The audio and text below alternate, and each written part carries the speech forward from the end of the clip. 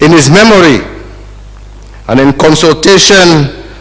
with the leadership of Kisii County, and to fortify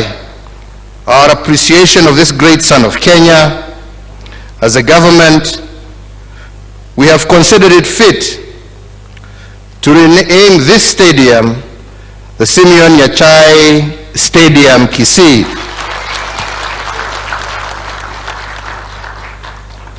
And to ensure that this stadium is completed by the end of this year and to an international standard, we will allocate an additional Kenya shillings 150 million to the county government of Kisii to have this stadium complete. Further, we have decided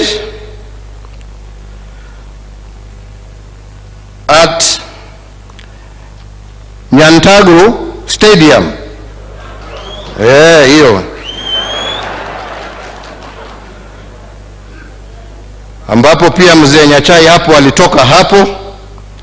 we have decided that in order to give the sons and daughters of the Gusii community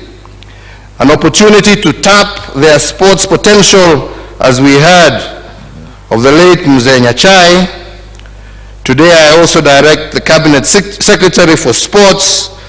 Culture and Heritage to embark immediately on the development of a sports academy at Nyantrago Stadium, ambayo sasa itaitwa Nyantika Mayoro Sports Academy. Namna hiyo, na hata hiyo